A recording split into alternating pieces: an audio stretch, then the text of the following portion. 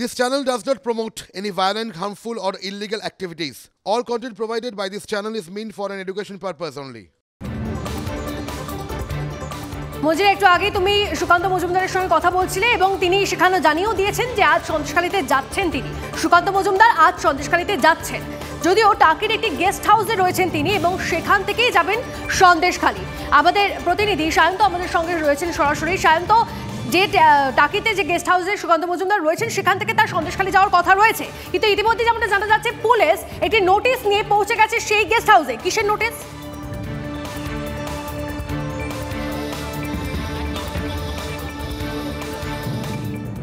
এবং গতকাল ধুন্ধুমার পরিস্থিতির পর তিনি কিন্তু এই হোটেলে থেকে যান এবং আজ এখান থেকে তার সন্দেশখালী যাবার কথা, কিন্তু সন্দেশখালী যাতে তিনি না যেতে পারেন তার জন্য কিন্তু ইতিমধ্যেই পুলিশের তরফে যেমন 144 ধারা জারি করা হয়েছে, তেমনই তোমাকে আমার ক্যামেরা পার্সন পিকুকে বলবো দেখানোর জন্য যে গেস্ট হাউস রয়েছে সেই গেস্ট হাউসের গেটে কিন্তু বিশাল পুলিশ বাহিনী মোতায়েন করা হয়েছে যাতে সুকান্ত মজুমদার এখান থেকে বেরোতে না পারেন। যদিও সুকান্ত মজুমদার কিন্তু এটা স্পষ্ট করেছেন যে তিনি নামবেন এবং কথা বলে পুলিশ প্রশাসনের সঙ্গে যাতে তিনি সন্দেশখালী যেতে পারেন, কিন্তু পুলিশের তরফে কিন্তু ইতিমধ্যেই 144 ধারা যে নোটিশ সেটা নিয়ে আসা হয়েছে এবং তুমি দেখতে পাচ্ছ যে গেটে কিন্তু বিপুল পরিমাণ পুলিশ, বসিরহাট জেলা পুলিশের কর্তারা রয়েছেন, বিশাল পুলিশ বাহিনী রয়েছে, জেলা পুলিশের কমব্যাট ফোর্স রয়েছে, তারা প্রত্যেকে কিন্তু ঠিক হোটেলের গেটের সামনেই কিন্তু মোতায়েন করা রয়েছে।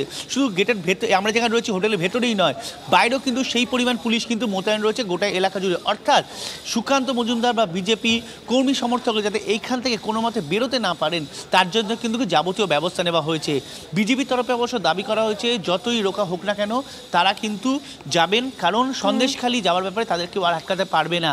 যেভাবে সন্দেশখালীতে ঘটনা ঘটেই চলেছে সেক্ষেত্রে সেখানে গিয়ে সরস্বতী পূজা করা, সেখানে গিয়ে মানুষের সঙ্গে দেখা করা সবকিছুই করবেন সুকান্ত মজুমদার। আর সেই কারণে কিন্তু তিনি নিচে নেমে আসবেন আর কিছুক্ষণের মধ্যেই, যেটা সূত্রের খবর যে 11টার সময় তার বেরোনোর কথা, কিন্তু তার আগে তিনি নেমে বসিরহাট জেলা পুলিশের যারা কর্তারা তুমি দেখতে পাচ্ছ তাদের সঙ্গে কথা বলবেন এবং কথা বলে পরে স্থির করবেন তার কর্মসূচি।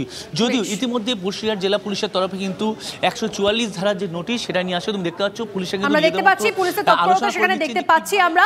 সায়ন্ত, পরবর্তীকালে আবারও কথা বলছি তোমার সঙ্গে।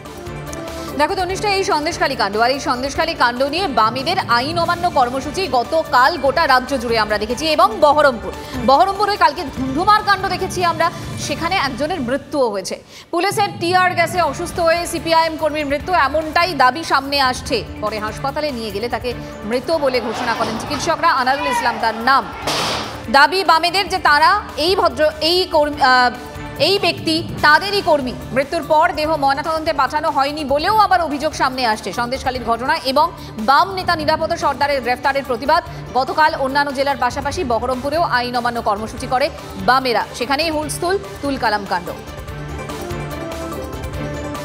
রাজ্যের দাবি দেওয়া নিয়ে হকের লড়াই করতে এসে বারে বারে আক্রান্ত হচ্ছে এই সাধারণ মানুষ, অথচ সন্দেশখালীতে বেতাজ বাদশাহ শাহজাহানরা ঘুরে বেড়াচ্ছে, শিবু হাজরারা, তাদেরকে পুলিশ টের পায় না, বিভিন্নভাবে অপরাধীদের ধরতে পারে না।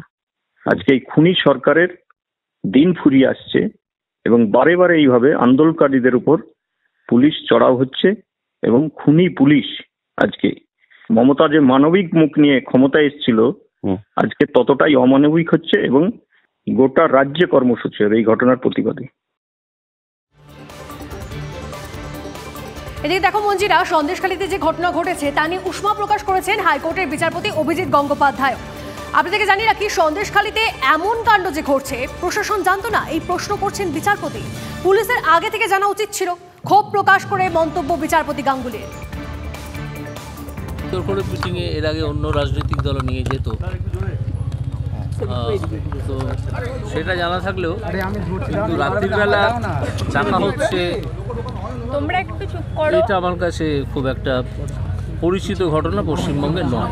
আমি ব্যক্তিগতভাবে বলতে পারি আমি অত্যন্ত ক্রুদ্ধ এবং ক্ষুব্ধ, কিন্তু আপাতত আমি মুখ বন্ধ করেই রেখেছি। তো এখানে একটা সন্দেশখালীর খবর তো রয়েছে, এর পাশাপাশি আরো অনেকগুলো গুরুত্বপূর্ণ খবর রয়েছে। একটা ব্রেক নিয়ে ফিরছি, আমি এত বিষ্ঠার সঙ্গে থাকবো।